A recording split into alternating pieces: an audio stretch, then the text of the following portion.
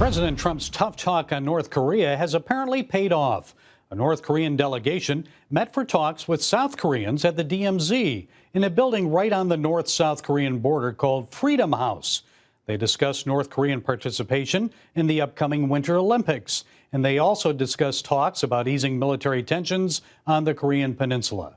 Well, joining us now with more is Mosher. He's author of a new book on China called Bully of Asia. Stephen, thank you for joining us. Why did North Korea agree to have a dialogue with South Korea at the DMZ? Well, this is part of a long pattern, Gary, of what the Chinese call da da tan tan, which means talk, talk, fight, fight. And as the pressure increases on North Korea is trying to buy a little time by entering into negotiations with South Korea. The leader of South Korea, of course, runs a country with 45 million people. About 12 million of those people live within 15, 20 miles of the border with North Korea. So they're very vulnerable to a North Korean attack. And I think that President Moon is happy to ratchet down tensions, and Kim Jong-un is probably using him for that purpose. This is really not about the Winter Olympics. It is about buying Kim Jong-un more time to assemble more rockets and assemble more nuclear weapons, and perhaps ease off on the sanctions a little bit. Well, how likely is it, Stephen, that the initial talks will lead to more in-depth talks? Well, there have been talks at Panmunjom on the border there at the demilitarized zone for years. I've been there as well. We're talking about the most heavily armed border in the world, with hundreds of thousands of troops on both sides of the border, staring down the barrels of their rifles and artillery pieces at each other. North Korea still believes that the South Korean regime is illegitimate, and it wants to conquer the South. And then, of course, north of North Korea, you've got China sitting across the border, secretly giving petroleum and other products to North Korea to keep its industrial machine afloat and to keep the North Korean people fed. Well, what does Kim really want to see happen in the long term?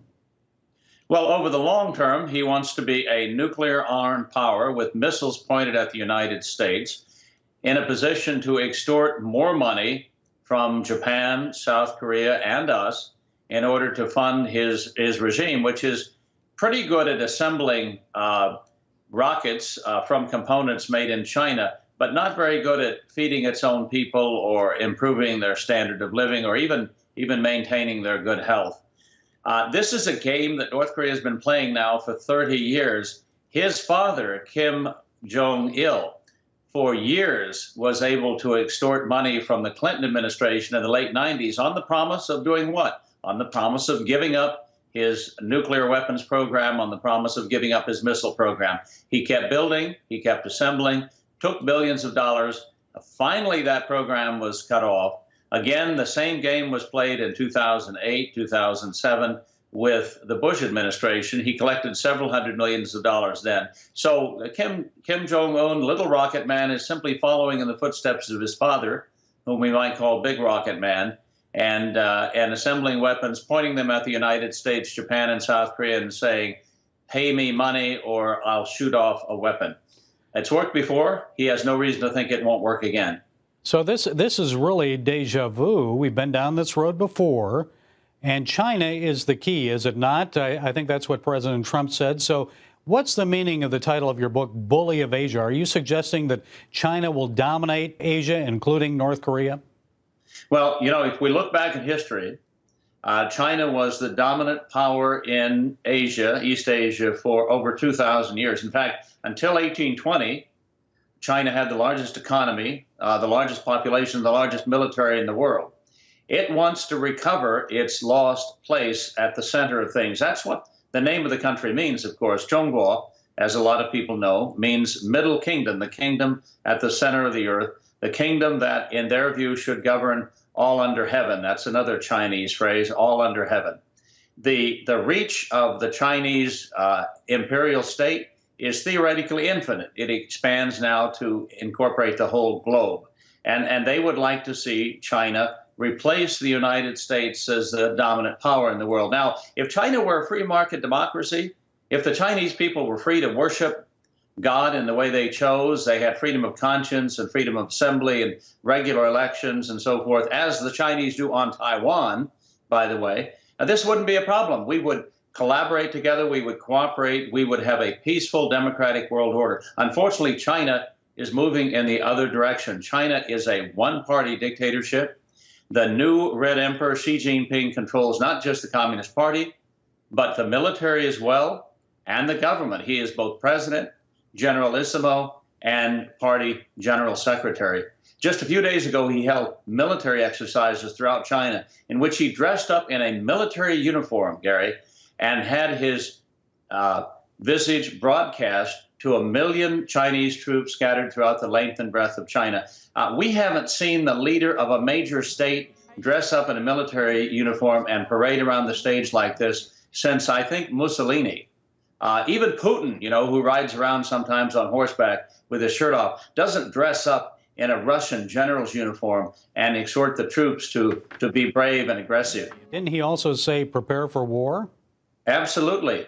And they've been preparing for war since, really since the founding of the People's Republic of China back in 1949. The French don't feel they're at war. President Emmanuel Macron made his first visit to China. So what is he after, and what does Xi want in return? Well, what Xi wants through his New Silk Road initiative is to unite the Chinese economy, not just with Central Asia and South Asia, but he wants to drive roads and railroads all the way across Asia, Eurasia, to Europe. There's a weekly train now that leaves from China and arrives in London a week later. So he's trying to draw in all of Eurasia, the largest continent in the world, into the Chinese economic sphere. He wants to reassemble the world economic order and refocus it on China. So that's what he's all about. It is not in our interest, of course, to let the People's Republic of China dominate Eurasia, much less dominate larger parts of the world. He would prefer to see a united Europe. You're a strong European Union, I'm sure. So how should America prepare then for the growing Chinese influence around the world and the country's rise as an economic and military powerhouse? Well, we still have a few cards to play. One of those cards, of course, is called Taiwan, where for the first time in 5,000 years of Chinese history, we have Chinese people who have a free market democracy. They've been a democratic government since the mid-90s. If we simply join together with our allies that share our values and institutions and present a kind of united front against Chinese aggression, I think we can contain it. And that's, I think, what our policy ought to be in the Indo-Asian theater. Well, it seems like our president is moving in that direction. So Stephen Mosher, author of Bully of Asia, thanks so much for joining us this morning. Thank you.